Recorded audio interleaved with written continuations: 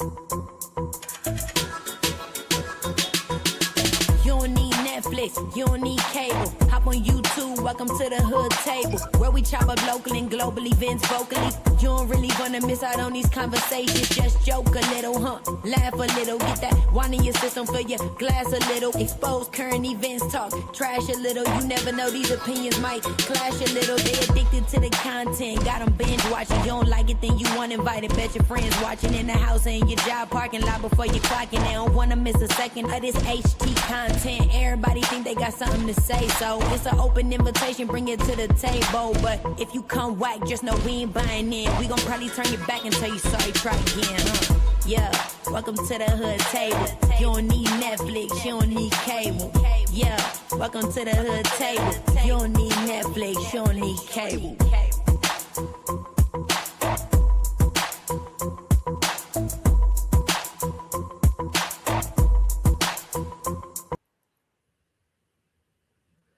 Well, good morning, everyone. How are you guys doing today? I hope everybody is having a wonderful Tuesday. This is your girl, the Hood Table, and I am going to be playing a couple of interviews that I did 6 years ago. I'm getting my words twisted here. I will be uploading a couple of book reviews that I did 6 years ago because I covered a story that went down in our hood years ago, and I checked out the book that the lead detective had wrote covering the investigation and the arrest of people involved in a lot of crimes, including unaliving people, drugs, all type of different scandals. And I did it again like 6 years ago. The reason why I am re-uploading these book reviews is because the officer, the lead detective who wrote the book, he had reached out to me some years ago when I was covering the story, and he wanted to meet up in person to do a live interview with him. That would also like promote his book and also promote me as well. But it was during the height of the coronavirus. And so we decided not to do it at that time. And at that time, he wasn't too computer savvy either to like hit a StreamYard link or anything like that. So time had passed and we kind of lost touch with each other.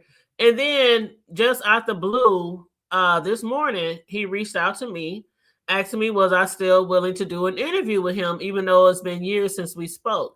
And I agreed, and I think it'd be a great idea to promote his book, especially for the people who don't have any idea about this major crime that went down in our hood years ago. So I told him that back then when I was reviewing the book, I literally covered like 2/3 of the book, and I didn't cover the last third of the book. So what I'm going to do is read the last third of the book, which I read it. I just didn't do a review on it. So I'm going to reread the last portion of the book so that I could, it'd be fresh in my head when I do the live interview with the author of the book, which again is the lead detective who wrote the book. So this book review, a lot of you guys seen it years ago, so this will be a refresher for you guys, and it'll be new for others. But I am going to upload part 1, which you are going to hear right now, and then after that, maybe later this evening, I'll upload again part 2. But I'm doing this again because I will be having a live interview with the lead detective who wrote this book. The lead detective is from here in the O&E. His name is Brian Bogdanoff, and he wrote the book called 3 Bodies Burning, about the anatomy of an investigation into murder, money, and Mexican marijuana. So you guys get ready for this book review that I did 6 years ago. It's a really good book. If you have never heard of the story or heard of the book, it's called 3 Bodies Burning, and it's on Amazon. So I will be in a chat with you guys while this video is playing if you want to talk with me, but you are literally going to be watching a review that I did 6 years ago, or listening to a review that I did 6 years ago. So here we go.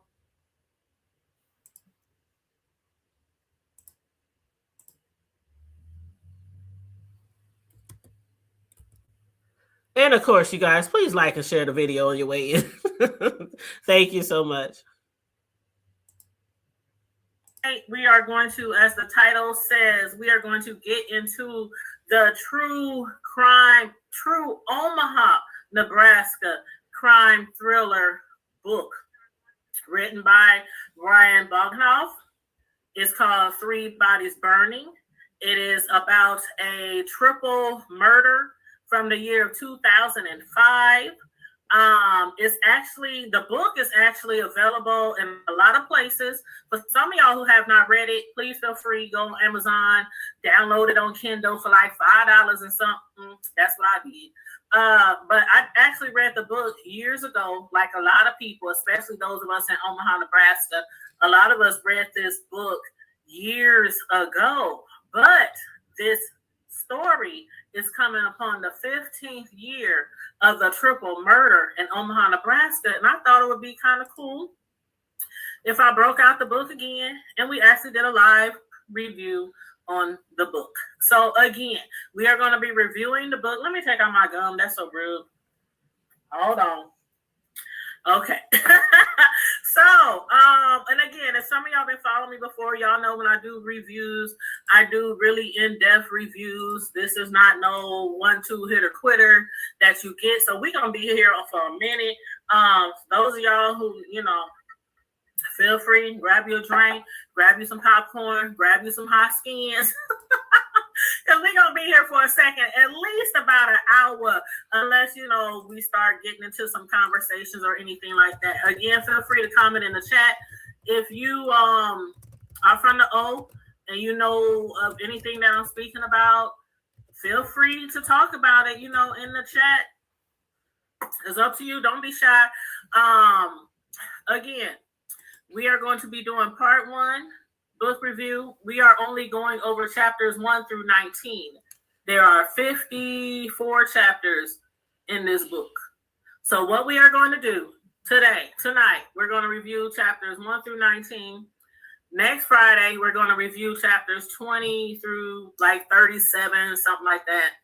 And the Friday after that, we're going to review the end of the book, which is like chapters 38 through 54. After we finish final review, the fourth Friday, we are going to go over the conclusion of the book and of the story. Hey, Teresa Patman. Hey, thank you, love, for chopping it up in the chat with me. Thank you. Again, feel free, you guys, to chop it up in the chat. Say hi, hello, or, add to the book review by whatever you know, whatever you read, whatever you think is interesting. But, yeah, thank you, Teresa, for joining us tonight. Good evening to you, too. I've been in contact with the author of the book, and I hit him up because I thought it would be a cool idea after we finish our 4-week book review series to interview him live on the Hood Table. And he accepted. He is actually anxious to come onto the Hood Table and do an interview with us. And we're basically going to, chop it up with him, talk about his experience, dealing with the investigation, dealing with the book, what he's been up to after the book. By now he's retired. So, just catch up with, Brian and see what he's been up to.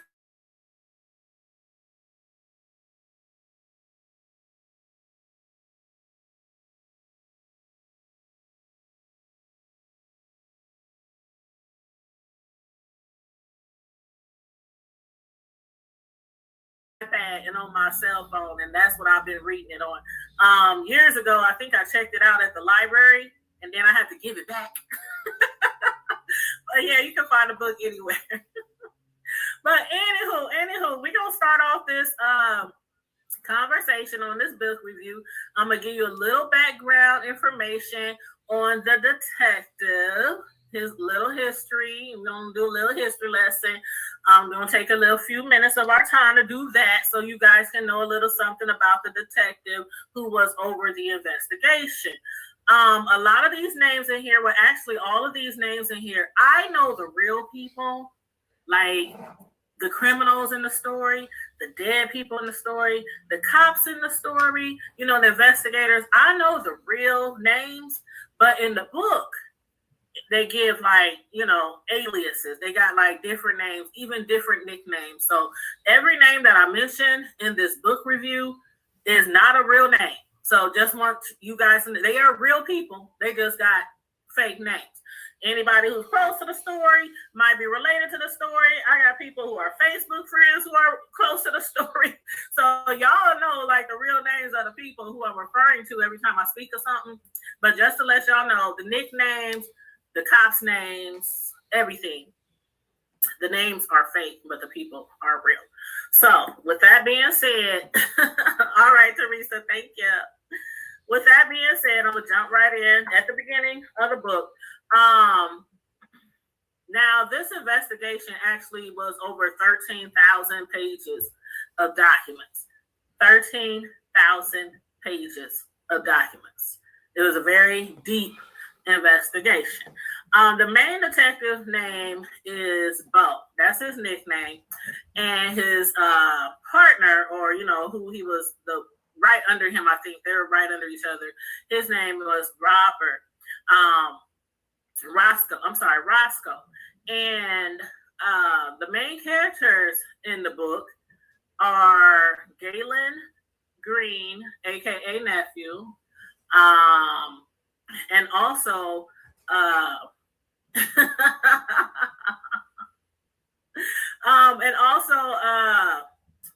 I'm trying to read my notes here. Preston Shine Blade. So Preston, aka Shine, Galen, aka Nephew. That's like two of the main characters in this book. Now, again, we're gonna go all the way to the beginning. 1 second. Okay. This book is just to give y'all a little synopsis, this book, again, is a true crime story of the Mexican cartel meets gang members and drug dealers in Omaha, Nebraska, leading to a drug deal gone bad. And the story, again, is led by the lead investigator of the investigation of 3 murders, a triple murder, and to be exact, it was 3 Mexican men who were murdered and then set on fire. And just a little bit about the author again. His name is Bo. At the time of the investigation, Bo was an 18-year-old vet on the Omaha Police Department. He was born and raised in Omaha. He actually lived in West Omaha, but he got to know a little bit about North Omaha due to attending high school in North Omaha, attending 9th grade in North Omaha. I think it was actually Horace Mann, because he mentioned a 9th grade school. And those of y'all who been in Omaha for a very long time, y'all remember Horace Mann off of 20th. So y'all remember Horace Mann. It used to be like, I think 7th, 8th, 9th grade. Then I think it went to 9th grade. Now it's like a grade school or something like that. Something or other like that. But anyway, then he also went to Central High School, which is, off of Dodge Street. He also played sports. In North Omaha, he played a lot of sports, so he developed a lot of, interpersonal skills from, dealing with kids from all races, all backgrounds. After high school, he enrolled at UNO. After a few years of not basically, knowing what to major in, like a lot of college students, he decided to take a class in deviant behaviors in the criminal justice department. Now, he actually liked that class, deviant behaviors, and that also got him a foot into the Omaha Police Department in 1985. In 1985, he became an intern, and he interned in the Youth Services Unit, dealing with mainly runaways and missing person cases, and he was able to locate a lot of missing kids all by himself. And he also, during that time when he was locating missing kids and taking phone calls, investigating missing children and stuff, that kind of helped him decide at that time that he wanted to be a cop, because one of the cases he dealt with was a 1986 case of a boy who was kidnapped and found dead on the outskirts of Omaha, Nebraska. So he was assigned to that task force to investigate the crime. He was one of the call takers on the hotline for the investigation. And at that moment, that is when he said he actually knew he wanted to be a cop. So in 1988, he was hired, and at first he worked as foot patrol, or AKA beat patrol, Now, he was hired for foot patrol or beat patrol at that time because if a lot of y'all remember, back in 1988, that was like, what? Oh, I ain't even gonna say what grade I was in back then. Then y'all know how old I is. But it was like a gang increase, gang activity increase, all through our city, crack cocaine. I mean, it was like really major issues that we were dealing with back in the early 80s, the late 80s, the early 90s. Hey, Doreen Watkins, what up, homegirl? How you doing? But yeah, so they hired him and he started off doing a beat cop. Now, during that time when he was doing patrol, he started in Vietnam projects, aka Little Vietnam. Y'all know all about Vietnam projects, y'all. Boy, used to go down in the Vietnam projects. But that was kind of off of 24th and Hamilton area over there. And at that time, the Vietnam projects, aka the Little Vietnam, was like the largest housing projects in North Omaha, aka in the hood. And as a beat cop, he worked generally between the hours of like 6 to 2 a.m. In that position, he quickly became familiar with crack cocaine, violence, murder scenes. And he also tells us, like, sometimes when they were, doing foot patrol or beat patrol, how in Vietnam projects, how they would solve a lot of cases was, and a lot of us remember this. I remember this vividly, like really, like people telling stories of cops being in vacant, project buildings. It kind of reminds me of The Wire. Y'all remember The Wire? That used to come on, was it Showtime or HBO? The Wire, and cops used to hide out in buildings and projects and stuff, and they would do surveillance, take pictures, all that, drug transactions. So all of this stuff, he had a lot of experience in when he was beat patrol in Vietnam Project. Then at the beginning of his 4th year's foot patrol, he was recruited to the narcotics division, which involved more narc investigations, turning some of the arrested criminals into informants. The job involved wiretapping, surveillance, investigations from crimes, from murders to drugs. And a lot of those kind of intertwined. A lot of the drug cases were intertwined with murder cases. A lot of murders were due to bad drug deals or, things like that. And around 2002, the head of the Criminal Investigations Bureau created a new unit called the Special Investigations, which he was recruited to due to his experience in narc and homicide and because of his creative investigation process. Now, because of a lot of investigations that he was involved in that deal with drugs, being involved in murder cases, one thing he said about his position, which I thought was really interesting, was he said the marriage of narcotic investigations and homicide investigations were very fruitful because they really intertwined. And instead of cultivating informants like in narc cases, they were now cultivating witnesses into murder cases. And in his unit was sometimes referred to as the narco homicide unit, which became very true in the case of the 3 bodies burning. So let's start this investigation, y'all. And again, make sure y'all like the video on the way in. Hey, on-site April. Hey, Booski. What's up? Thanks for coming through the social support. And you hit the like button. Thank you very much. I sure do appreciate it. So now we know a little bit of background about the head investigator. We're going to jump into the investigation from the jump, straight out the gate. It was once upon a time in a little city called Omaha, Nebraska, on a beautiful spring morning around 6 a.m. Somebody happened to be driving in the area of 60th and State Street, and they noticed a brush fire in a wooded area a little ways from the side of the road. They then, like anybody, called 911, and when the first officer on the scene arrived, he noticed it was not only a fire, but 3 bodies burning in the fire. The officer, thinking quickly on his feet, grabbed his fire extinguisher from the trunk of his police car and proceeded to put the fire out. Now, this smart and quick thinking was really important, y'all, in the beginning of the investigation. Had he not done that, those three bodies wouldn't have been as preserved as they was, for the investigation. And just as quickly as he put the fire out, it became a widespread crime scene. And you already know, if you're from here in the hood, it was all over the news within no time. So, this Detective Bo, when he got on the crime scene, he said he noticed how strange the placement and the conditions of the bodies was. The bodies was like piled all on top of each other like logs, and the pants of the men were pulled down to like their ankles, to the bottom of their legs, making it kind of look like there was possibly some sex acts had taken place, or something like that, or it could possibly have been a sign of disrespect by the murderers.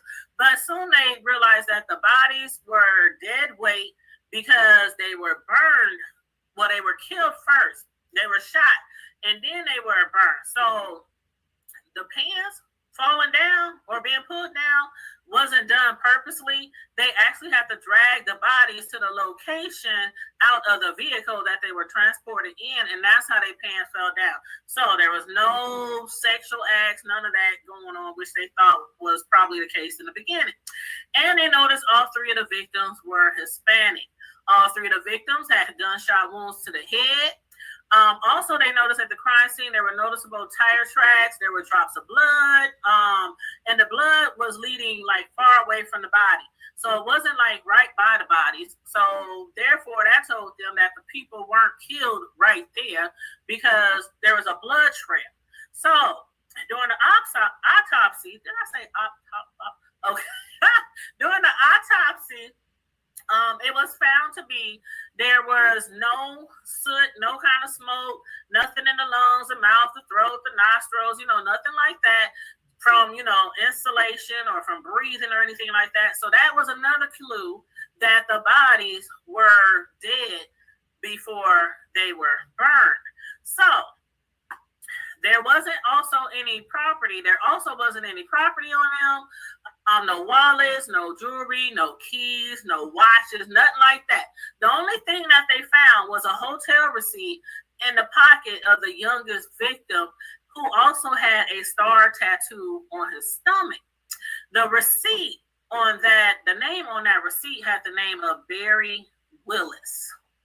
Another piece of evidence was a ripped piece of paper with 6 columns of numbers. Now, there were actually like 140 numbers in the columns, ranging from 26.2 to 14, but most of the numbers were between 20 and 22. And at first, they kind of wondered, are these numbers from like some type of drug record or drug deals or something like that?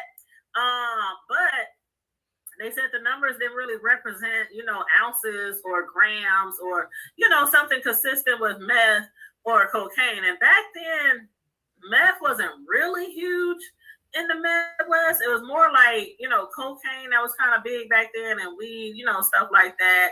But, until they figured out what the numbers meant, they followed up on the hotel receipt that they found from the pocket of the youngest Mexican.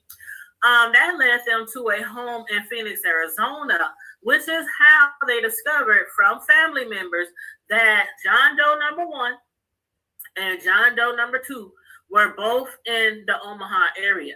The family gave them pictures of the men, so the police was able to identify, they were able to match them up. They were able to identify them. They also got their fingerprints from the Arizona database, so they were able to confirm who John Doe 1 and John Doe 2 was.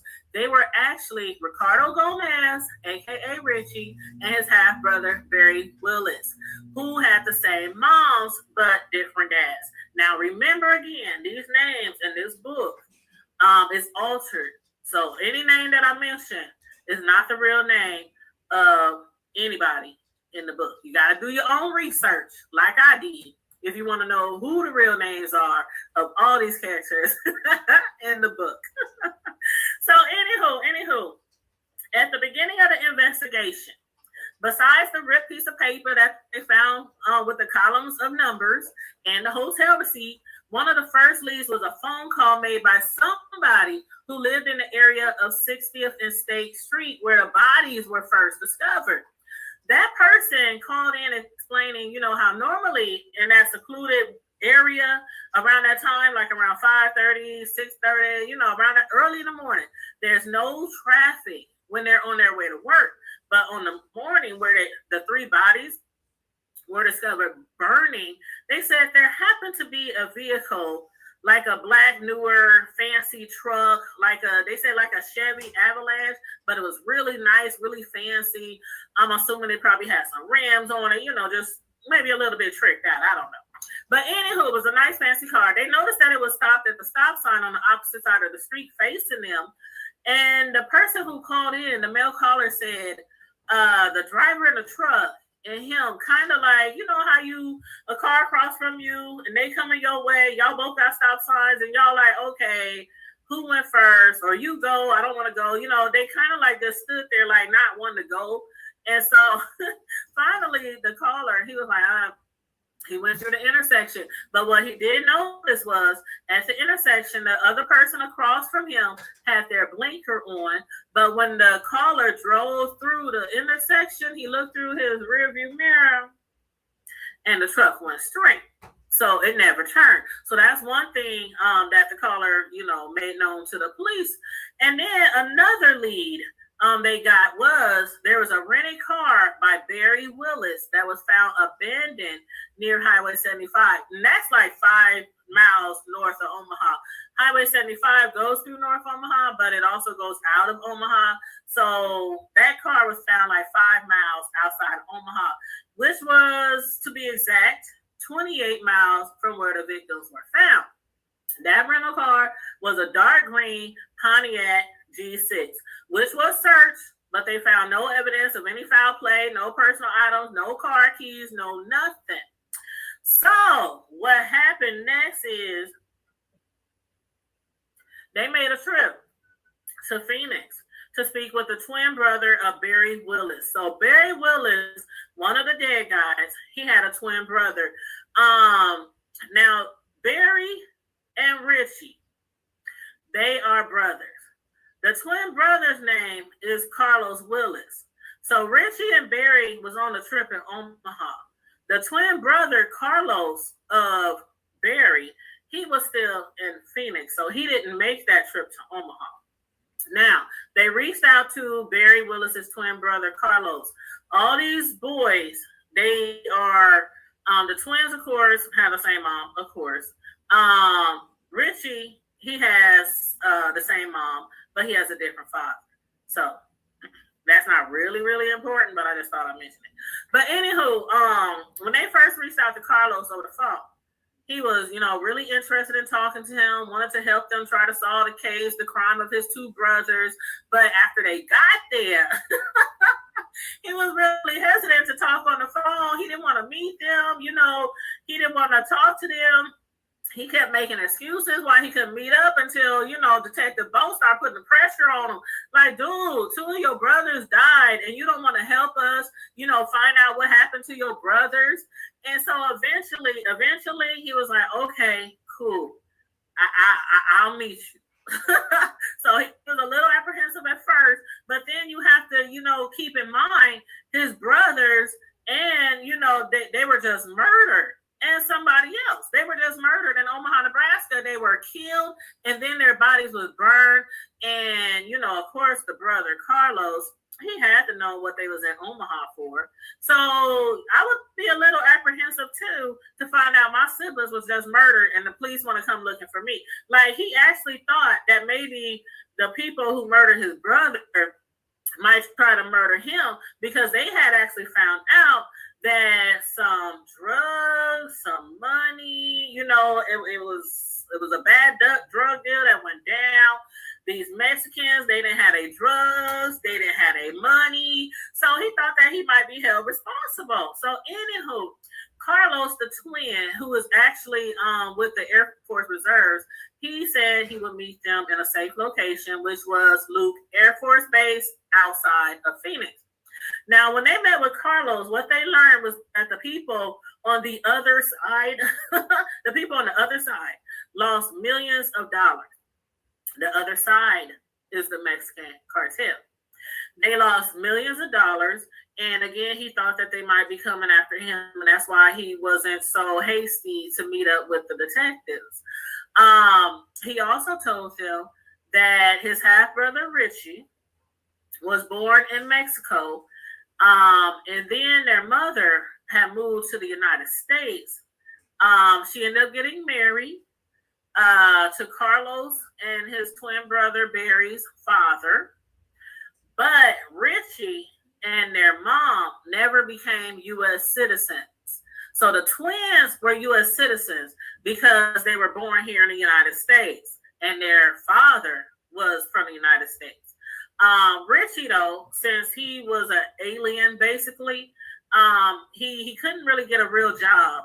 He ended up going to school. You know, he went to college. He even went to college. He graduated from Arizona State University with a business accounting degree, but he still wasn't a citizen. So therefore, he couldn't really get any real jobs.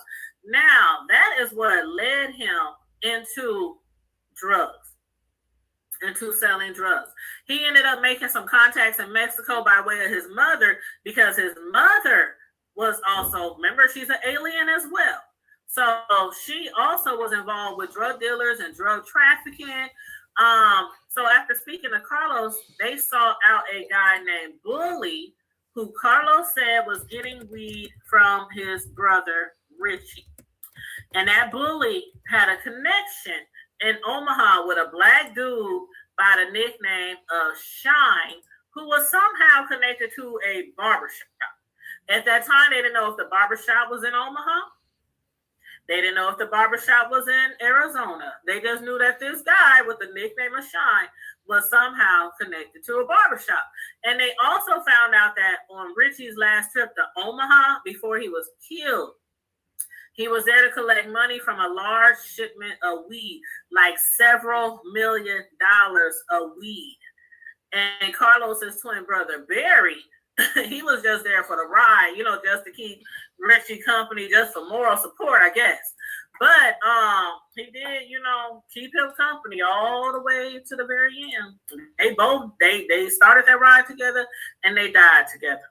Let me take a drink on that. Everybody who's just coming in, make sure you hit the like button, share the video, subscribe to the channel. Thank you very much. Again, feel free to comment in the chat, anything about the story, anything about the book, anything about the weather. I don't mind. So after speaking with Carlos, they met with Barry's girlfriend, Courtney, who told them her last contact with Barry was around 9 p.m., which was 9 p.m. in Arizona, 11 p.m. here in Omaha. And at that time, he was at a drugstore to buy some tape and a calculator for counting money and taping it up. And the girlfriend, she didn't hesitate at all. Like, she told the police right off the bat, yeah, he was at the drugstore. He went to get some tape. He went to get a calculator because he wanted to count some money and tape it up.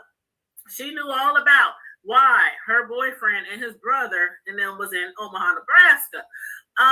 They basically then contacted the credit card company and verified that Barry was in fact, and Richie was in fact at the Walgreens in Omaha, Nebraska. And then while they were still in Phoenix, the detectives, while they were still down there at the beginning of their investigation, they got another call from a lady who claimed to be the wife of John Doe number 3. Now, come to find out, John Doe number 3 is Florino Gonzalez. He also made the trip with Richie and Barry. Now, the reason why Florino came on the trip was because he actually had a debt with the Mexican cartel. Some of his recent transactions had came up short. I don't know if it was money, drugs, whatever, but he owed them a debt. So they had him go along to make sure everything on this trip to Omaha went right, especially when they were supposed to collect the money in Omaha. Now, with John Doe number 3, one of the 3 bodies that was burning, they actually couldn't do no fingerprints. They couldn't do a picture. They couldn't do anything like that to identify him. What they had to do actually, they had to do a DNA comparison from one of his family members. That's how bad his body was burned. His feet, like if you read the book is really graphic. It shows you pictures of the body, of all the crime scenes. It shows the pictures of Florino. His hands was just burnt off. His leg, the bottom part of his legs was over here, one over here. His face was totally, burnt off. So they couldn't identify him by nothing but DNA. So they were still able to basically, identify that person. So now we know who all the three bodies are. All the three Mexican men who was killed and then burned in Omaha, Nebraska. So before returning to Omaha, they needed to find out who Bully was, because remember, Bully was getting his drugs from Richie, one of the dead men. So they contacted the gang detectives in Phoenix at the police station. And after researching the database, they found out that Bully is actually Jesse Romo, who has a brother named Adam Romo. Those two bros ran with guys by the name of Derek Malo, Kenny Boston, and Beto Rojas. The entire crew, this entire Arizona crew, they was involved in home invasion robberies and also drug deals. So the detectives went to visit Bully's house, and his brother Adam, aka Zeke, a young Hispanic kid in his early 20s, answered the door and said he didn't know where his brother Bully was. Now, Adam, aka Zeke, he was actually willing to talk to the detectives, though. Even though he was incriminating himself in a lot of drug deals, he still told the cops everything he knew involving him, Richie, and the black dude in Omaha named Shine, who they met by way of two guys named KB and Roy, which happened to be Kenny Boston and Derek Malo, some of the same names that was provided by the Phoenix gang unit. Now, Derek Malo, he was at the time in jail for robbery in Arizona. Kenny Boston was actually on the run for an attempted murder. He done shot some guy like 6 times for something very, very minor. But anywho, I guess he had a message to send. He done shot some dude up 6 times. So he was on the run for an attempted murder warrant. But since the shooting happened on May 4th, the day before the 3 bodies were found, they knew that Kenny had a pretty good alibi. So he wasn't in Omaha, so they could cross him off the list, but they still had to question him. So first they visited Derek in jail. Derek wasn't too cooperative because basically, you know how it is. People be in jail. Detectives come and holler at them. It's like, what's in it for me? What can y'all do for me? If I talk, what do I get? They couldn't really promise him anything. So he was like, I ain't talking to y'all then. So the police was like, well, F him then. We already know about a lot that he's been involved in, a lot of the gang stuff and everything like that from what Zeke had told him. So they can indict him on charges later and then possibly make him talk then. So basically, they now had an association chart that they can go off of the Arizona crew in Omaha. They connected him with the 2 people the Arizona crew, they connected them with the people in Omaha. So they had something of an association chart. And they will deal with Kenny Boston whenever he gets caught up on his murder charge.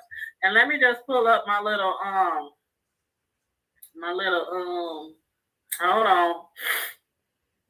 hold on 1 minute. Okay.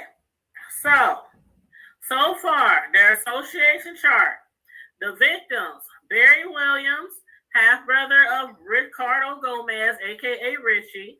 The third victim is Florino Gonzalez. Connected to the Arizona crew, Jesse Romo, a.k.a.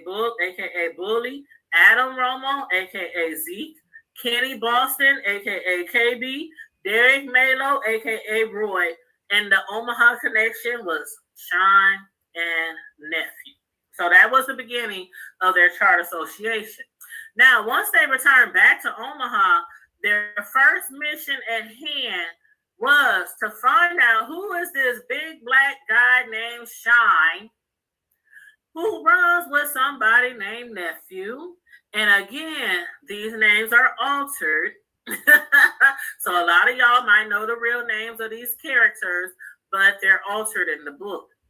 Now, from what they knew at that time, Shine, he's black, clean cut, about 6'2", 6'2", about 220 pounds, and Nephew was a little bit bigger than Shine. But after checking the police database, they couldn't find those nicknames in the database. But what they did find out was the information that Carlos gave them regarding their mother and on Richie being illegal aliens. They found out that was true. So basically what he was told them was true. Carlos and Barry was legal citizens. They ended up talking to actually their mother, Maria. You know, her and Richie was aliens. Carlos and Barry was citizens. So they ended up talking to Maria, but Maria really didn't have no knowledge of nothing that goes on in Omaha. She really didn't have no knowledge on what her children did or who they ran with or, you know, anything like that. Maria was doing her own thing. She was smuggling drugs. She got caught several times smuggling drugs from, you know, Arizona to Mexico. She got arrested many times. She got deported many times. She was doing her own little thing. So although she really wanted to help the police officers out at the time, like she really was upset because 2 of her 3 sons had been murdered and she had no knowledge. She couldn't help them with the investigation at all. So that there was no lead in that. But one day, out the clear blue, they got a big break in the case.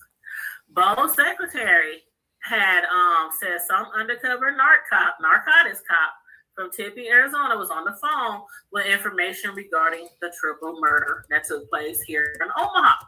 Now, the cop was making an undercover transaction in Arizona with some of the Arizona crew, specifically Beto Rojas. Now, Beto just happened to mention that, you know, he happened to mention the 3 murders that happened in Omaha, Nebraska, and he was talking about, you know, how he bravely escaped being murdered. He was up there bragging, yeah, I was there, I got away, you know, 3 people was dead, you know, whoop, whoop, whoop.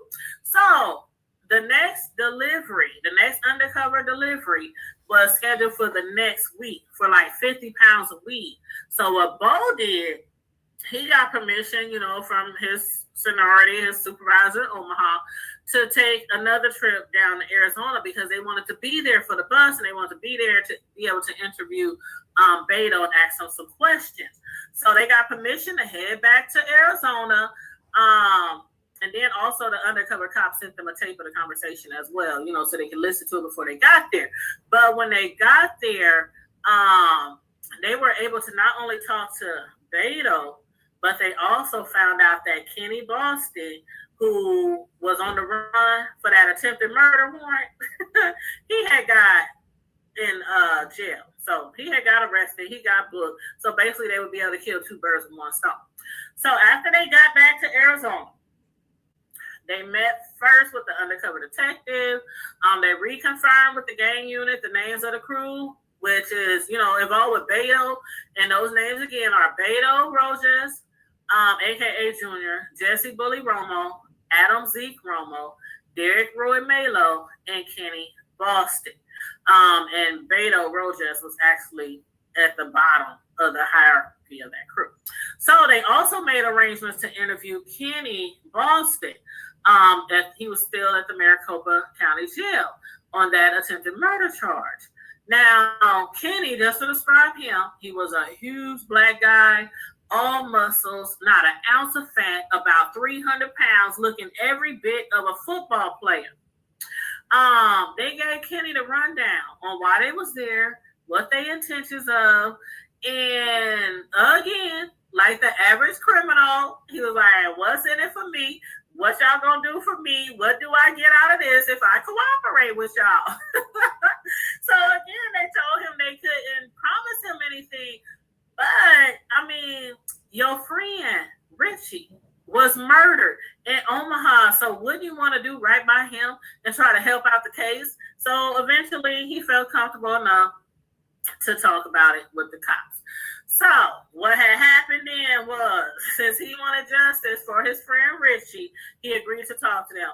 This is where we find out how it all began. So make sure y'all paying attention now. We find out how the Midwest and the Arizona crew first made connections. Kenny recalled how he was just hanging out about, around at a convenience store called Circle K in Arizona, smoking a joint, and some big black dude by the name of Sean walked up to him, and he said he was from Omaha, and he was trying to get the hookup.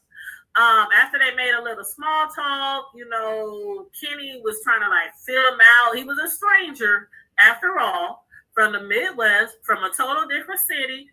So he was trying to, fill him out, make sure he wasn't about to get set up, it was a sting, or get robbed. So once he felt comfortable, he relaxed, and he told him, okay, I can hook you up.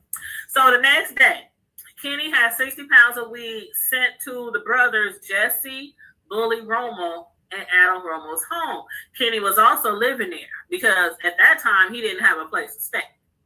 So after that first transaction with the 60 pounds of weed, he said there was no mishaps. Everything went smoothly. And then from after that, it led to more and more transactions and bigger transactions, getting as large as 600 pounds of weed. And per Kenny, things at first was cool. Things was all good in the hood at first. Everybody, including him, Jesse Romo, his brother Adam, Derek, and their plug, Richie, one of the three dead guys, by the way. They were all making money. And the cartel, the Mexican cartel, of course, was making money, which was Richie's plug. So everybody was making money. Kenny was actually getting $50 on the sale price per pound. So every pound that he sold, he was getting $50. Now, Shine, he was making a killing. He was making a killing because at that time in Omaha, for the drugs that he was trying to sell, for the drugs that he purchased in Arizona, it cost him like $300 per pound in Arizona. In Nebraska and here in Omaha, they would have went for the price of $1,000 to $1,200. Y'all see the profit there? Yeah. He would have to pay $1,000 to $1,200 in Omaha per pound and $300 per pound in Arizona. So he was making like $700 or more, profit per pound. And, probably a little more, just depending on, his negotiating skills in Omaha. But let's say he was making $700 at least for profit. And he bought 600 pounds of weed.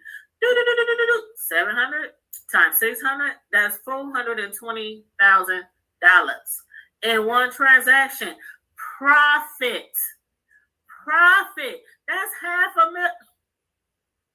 Y'all, that's one transaction. $420,000 profit. So, anywho, that was a lot of money. But he wasn't satisfied. He wanted to make more money. So what he started to do, this is per Kenny, what Shine started to do, the Omaha dealer, what he started to do, he went behind Kenny's back, started discussing business with some of Kenny's other crew members, Jesse, Bully Romo, and Derek, to be exact.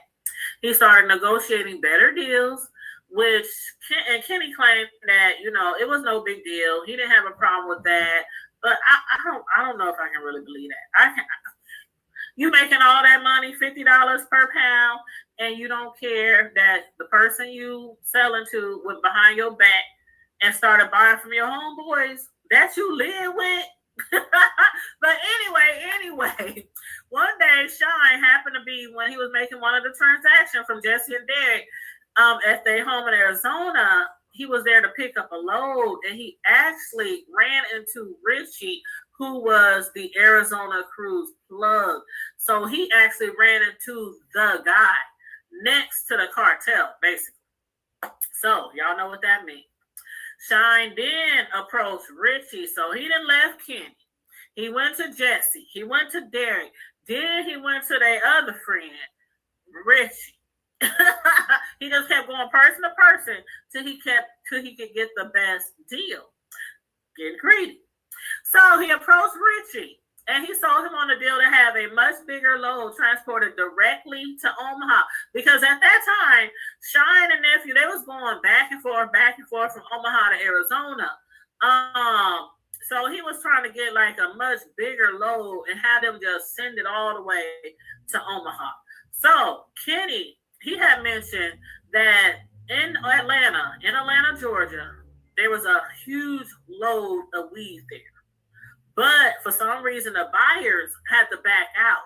So it was all this weed sitting in sitting in Atlanta. They were able to sell off, a little portion of the drugs in that Atlanta location, but there was still like 1,000 pounds of weed left that they needed to sell. So this was like right up Richie's alley. He was like, you want a whole bunch of weed? You want it to go straight to, it's sitting in Atlanta in a truck.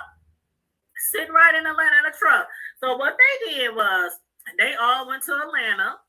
They met at some club called Strokers. Now, this club is actually real. Out of all the names in this book that was altered from the real names, the club is actually, I even looked up the club to make sure the club was real. So the club was real. Now, if Sean and nephew were to get this 1,000 pounds of weed, that would technically mean like $700,000 profit. Almost. There was a charge. There was like an upsell of the load. It had to increase by a couple of $100 because of the fact Sean and nephew was no longer going to be driving back and forth to Omaha to get these big loads. Somebody was going to bring it to them. So they had to pay for that. But technically speaking, that he was still making a killing off of that $1,000. So they went ahead, they discussed that business. Kenny witnessed it, when they was at the club in Atlanta. He witnesses the whole transaction, the negotiations and everything. Sean and nephew was going to make a huge profit.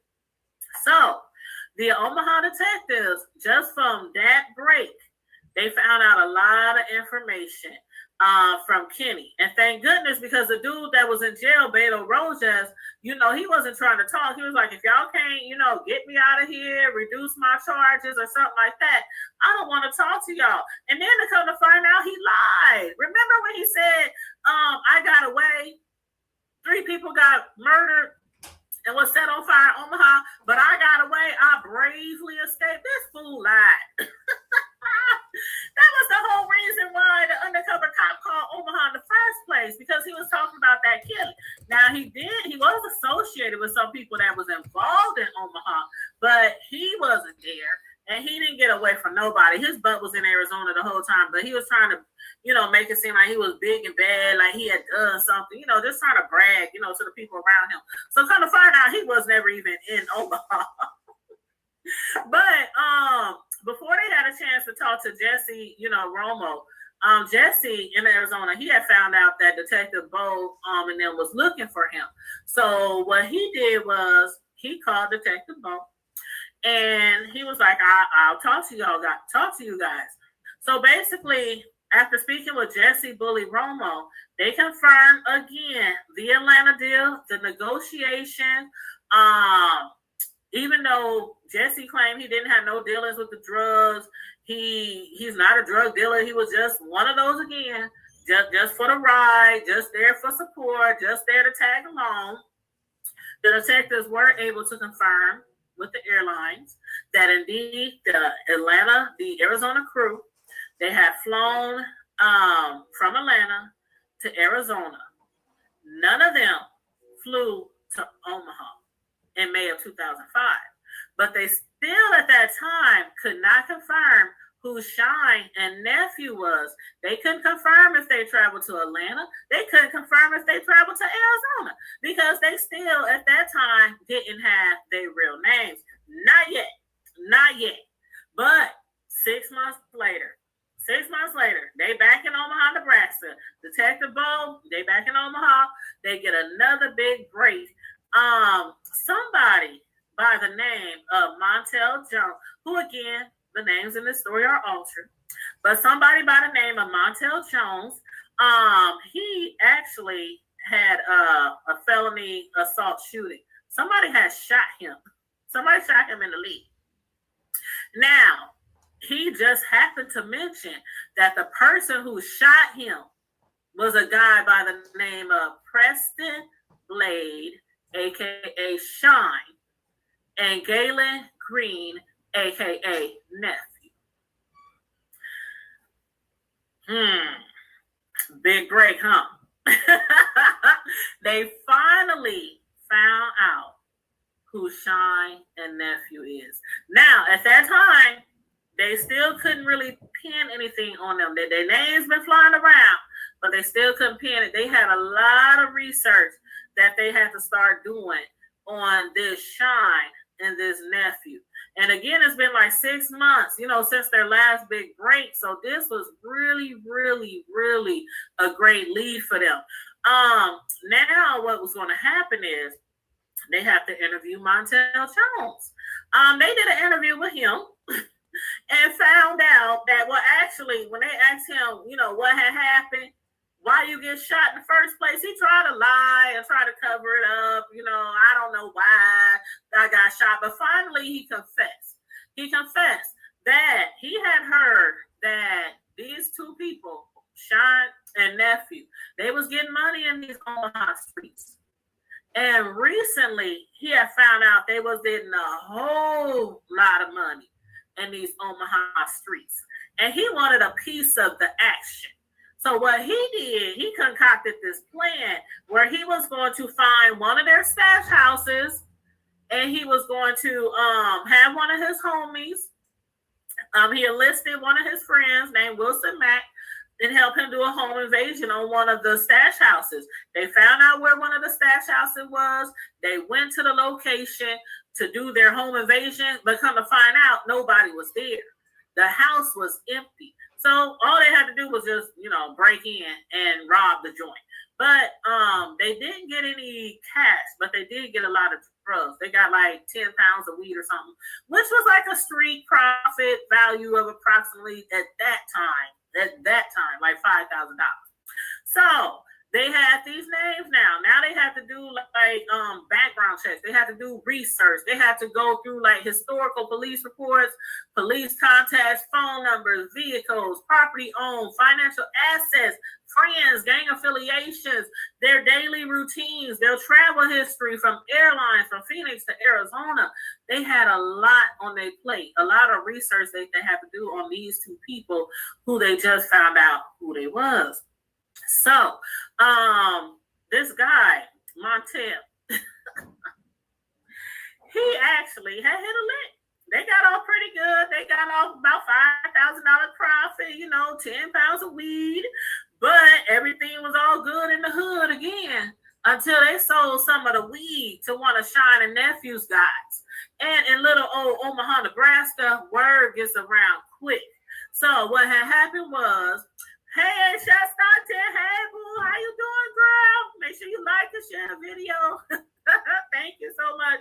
Everybody coming in, make sure you please like and share the video. Montel, he ended up selling some weed to the wrong peoples. Those peoples was peoples of Shine and Nephew. And again, Omaha ain't that big. So word got around. It got back to Shine and Nephew. That's who had most likely stolen their weed, who broke into their stash house. So they had planned on shooting him, which they actually did. They shot him. But before they shot him, they asked him who his accomplice was, and he gave up his friend, Wilson Mack. Now, Montel, he never really made it to the end of the investigation because he actually would eventually meet his fate later on with death in an unrelated incident. A lot of y'all might remember the Hog Tie Bandit from back in the day. That was Montel. he garnered the name the Hog Tie Bandit due to him tying up victims during robberies, specifically like convenience store robberies. And the thing about it was with this guy, they said he was actually, really smart, very articulate. He was a plumber by trade, so he could have possibly, made an honest living, and didn't end up, slanging or getting shot or getting killed. But, who knows? Who knows what our, fate is. But anyhow, as far as that Wilson Mack goes, when the detectives met him, they interviewed him. He had told them that a few weeks after Montel was shot by Shine, he had heard that they was also looking for him because Montel gave his name up. So he prepared himself. He was like, all right, they ain't about to just come and hit me, come attack me. I'm going to prepare myself. I'm going to be ready for these fools. So one night, one of Wilson's friends alerted him that Shine and them was on the block and they was coming for him. So what he did was he went, grabbed his SKS rifle, walked out on his front porch, saw Shine and them coming down the street, and proceeded to unload round after round after round into Shine and them car. The car actually that got shot up happened to be nephew's girlfriend's car, by the way. But yeah, Shine and nephew, they got out, they jumped out, they ran. But they did manage to get off a couple of shots, in the chaos. And this incident was reported. So the police were able to verify the report, verify the shooting, and all that. One of the persons in the neighborhood, one of the people's homes had got shot. So they also filed a report. So they were able, hold on, let me grab my little chart. They was able to basically confirm more people on their association chart. So now we start off with the victims. Barry Williams, half-brother Ricardo Gomez, a.k.a. Richie, and Floreno Gonzalez. Those were the three murder victims. Arizona crew, Jesse, Adam, Kenny Boston, Derek Beto. Omaha crew, nephew and Shine, and they updated their chart. So they now have on there Shine shot at Wilson Mack, Montel and Wilson stole from Preston and nephew. So they were able to update their chart again, add a few more names onto the investigation. So now with these new leads that the detective got, they started doing some more research on Shine and on nephew. They found out that Preston Shine had actually been arrested before for dealing crack cocaine. He even had a pending charge at that time for possession of a firearm resulting from a vehicle search in a parking lot at a hospital. Now, what had happened was nephew had been shot in the arm. And Shine, he had went to the hospital, to be there to support or whatnot. And a disturbance happened, and he was involved in a disturbance at the hospital. The police came out. They found a handgun in Shine's under his seat. Now, remember the morning of the crime scene, y'all. Remember when the 3 bodies was burning? Remember when the first call they got, the first tip, was a passerby who actually lived in the neighborhood, and he called and he said that he had seen a specific truck at the intersection at that time. He noticed a black Chevy Avalanche at the scene at that time. Y'all remember?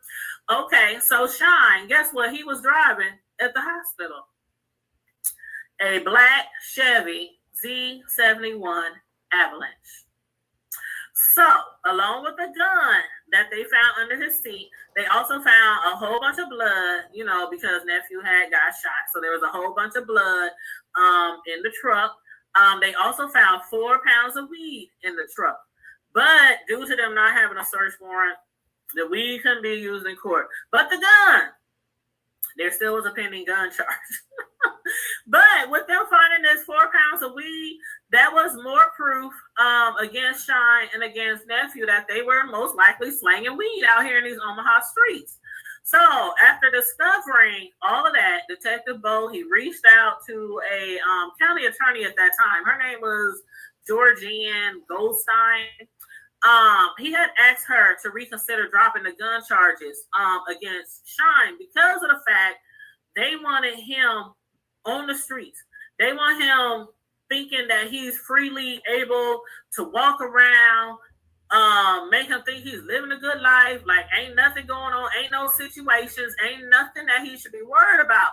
So they asked her to drop the gun charges, and she obliged. At that time, she obliged. She dropped the gun charges. But along with that 4 pounds of weed that they found in the truck, Preston Shine Blade, he had been arrested like 2.5 weeks after the 3 burned bodies were discovered. During that time, the police confiscated a half a pound of weed, over $12,000, and 2 cell phones. And you know how normally when you go to jail, you get locked up, they take all your personal property, they take your clothes, they take your jewelry, they take your watches, they take your money, they take your phone, everything. They take everything that's on your person or, maybe even in your vehicle, they take it. And when you get released, you can get that back. As long as it's not something involved in investigation, you can get it all back. Well, for some reason, Shine did not go back and pick up his belongings. Therefore, Detective Bo, he had access to everything he left behind, including 2 cell phones. Now, we mostly know that people involved in drug dealing or illegal activities, they often keep more than 1 cell phone. They usually have a couple of cell phones, one for maybe family, kids, friends, the other one for their, their street business. There was 2 cell phones that Shine left behind, and Detective Bo, he grabbed them. So they were able to do a little bit more investigation on the cell phones as well. And also, Nephew, he had been pulled over for a speeding ticket like 3 weeks before the bodies were found. During that incident, they confiscated over a pound of weed. And the cops made photocopies, and this is important, y'all. They made photocopies of all the paperwork that they found on Nephew, like bank paperwork, credit card receipts, all that. So that was more information, more evidence, more leads in their investigation. So the financial research began. When they started this research, they found all kind of stuff. They were able to find out that on May 3rd, a few days before the bodies was discovered, Nephew had rented a U-Haul truck from a location in West Omaha. That U-Haul truck has since been sold to a private company. But that private company didn't have no problems letting the detectives, search the truck, even though it had been some time since the truck was used by him and then sold to the new company. They still felt like, well, maybe if we search the U-Haul truck, we might find some blood in it. We might find some weed, paraphernalia, maybe like some seeds or anything like that. They didn't find nothing. But on March 16th, they saw that Nephew's credit card had a charge of, and this is where it gets a little confusing because I read the book several times.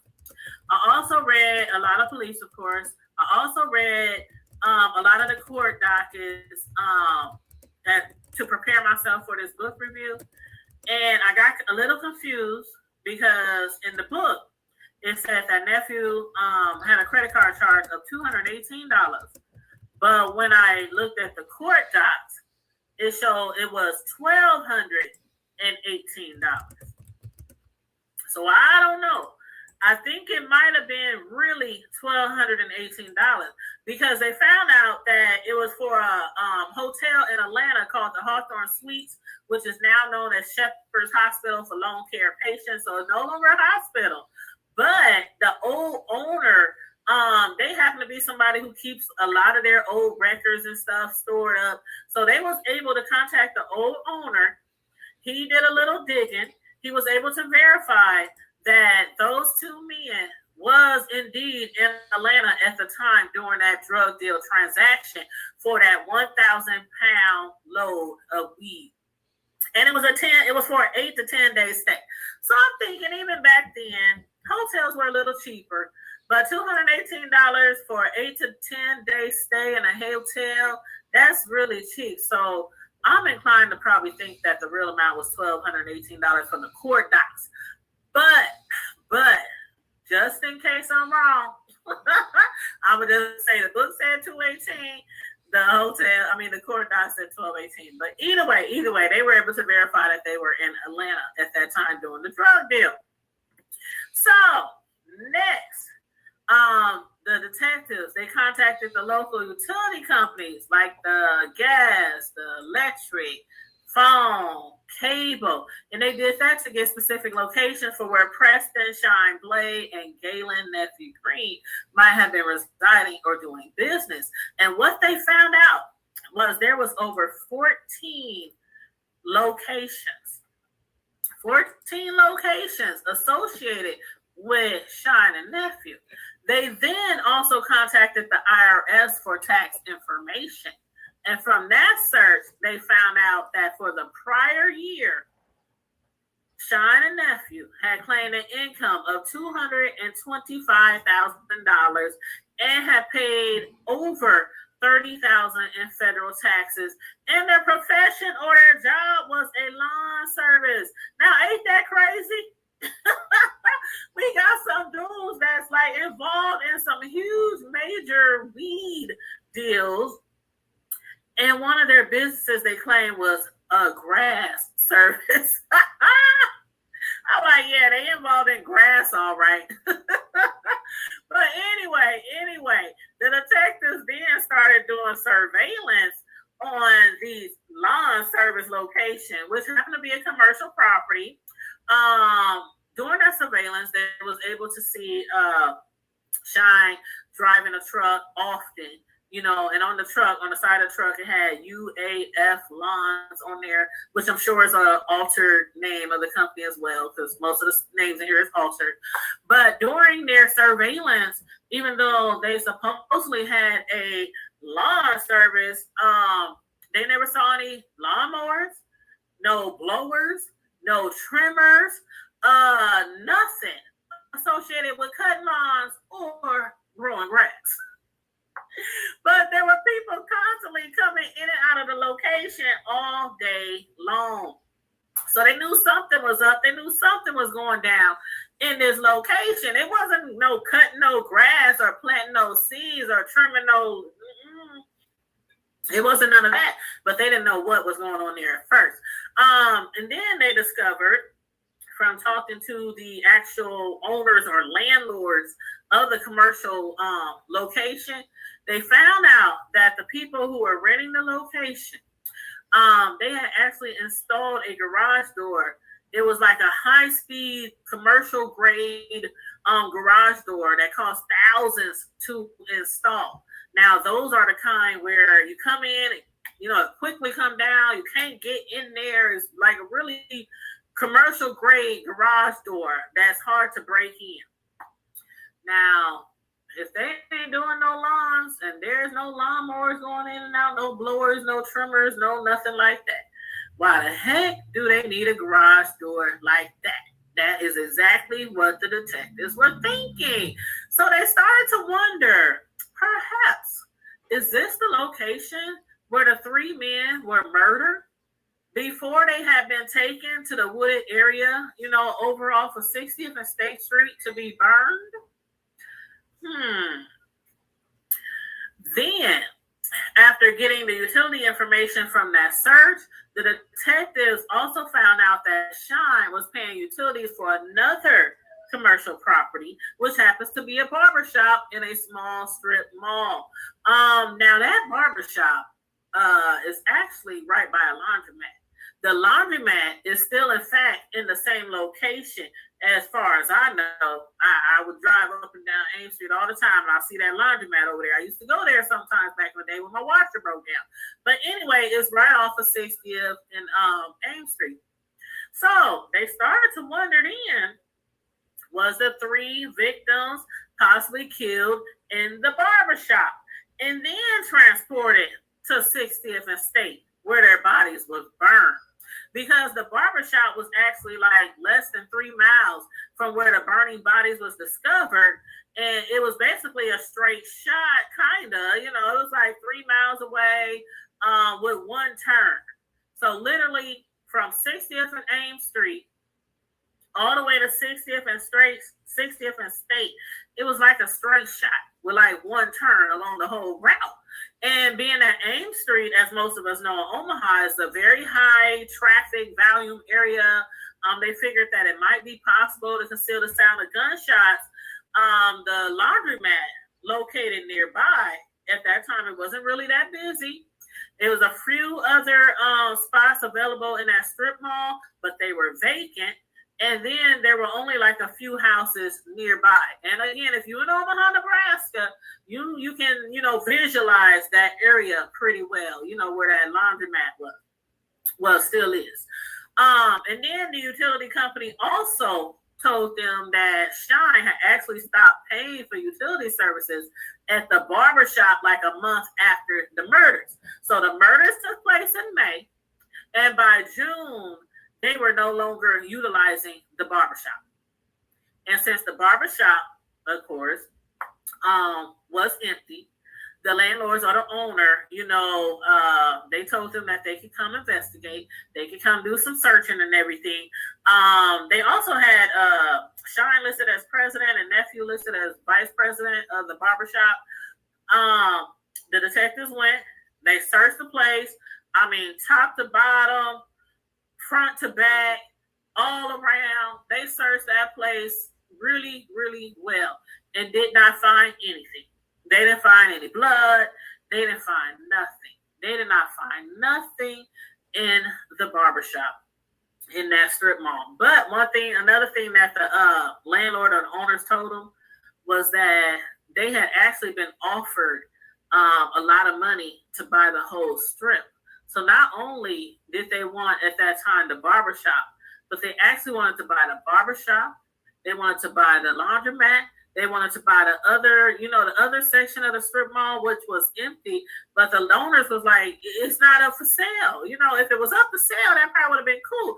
But that literally tells you like how much money these guys was bringing in these Omaha streets. They was getting paid.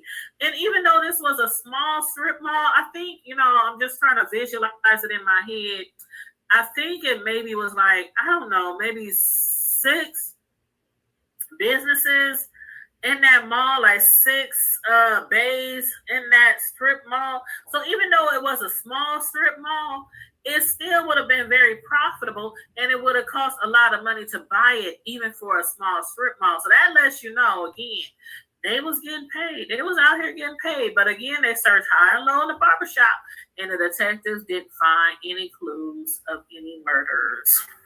And that is the end of my book review.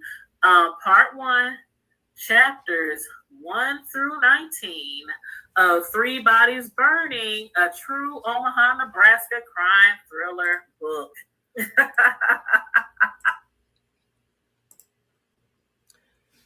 All right, you guys. That was a throwback book review. Again, of 3 Bodies Burning. If you haven't read the book, if you don't know about the story, if you are familiar with the story, excuse me, and you're from here, but haven't heard it being spoke about in many, many years, check out the book. It's on Amazon. It's called 3 Bodies Burning. Again, it's written by the lead detective. The one who I will be interviewing in a couple of days. The lead detective, we have spoken several times over the years. We were supposed to hook up and do an interview back when the Rona was at the height of the pandemic, but we didn't hook up. So he hit me up this morning, said, he still wants to do the interview. It's been some time since we spoke. He asked me, was I still down? I said, absolutely. Absolutely, because I had lost his phone number, but he still had my phone number in his phone. So when he hit me up this morning, I looked at the phone. I wasn't even going to answer because I didn't recognize the phone number. And he was like, this is Brian. Do you remember me? And I'm like, he said 3 bodies burning. I said, oh yeah, what's up? What's up? So that's why, excuse me, that's why I am re-uploading the book reviews that I did 6 years ago, because I want it fresh in everyone's mind. Before I do this live interview with the lead detective. This was a major story, a major crime, this was like trending news for a very, very, very long time when it actually happened years ago. I mean, a major drug bust, a major drug ring, involving the cartel from Arizona, Mexico. Man, this was major, y'all. So for those of y'all who just listened to part 1 of the book review I did 6 years ago, I appreciate you guys for joining this morning. Please like and share the video if you haven't already. Part 2, I will be uploading later today. And then also I'm gonna reread the end of the book so I can do a part 3 of the book. 3 bodies burning, and I'm gonna do that live with you guys. So part 2 will be a re-upload from 6 years ago. Part 3 will be live, and then we'll do a live interview with the lead detective, Brian. So again, make sure you like and share the video if you haven't already. To support the channel, feel free to send a donation, a cash app to $the Hood Table 402 or a super chat. Now also, Sislo and I will be live tonight. We'll be discussing part 1 of the Nature Boy documentary on Hulu. So Sislo and I will be live tonight to do the part 1, episode 1, review commentary on Nature Boy, the Nature Boy saga. We'll be doing part 1 of that tonight. Nature Boy, aka Eligio, aka Bishop, aka God. Okay. We'll be doing that review tonight. I don't know what time yet, but we'll get together and get time set up for that.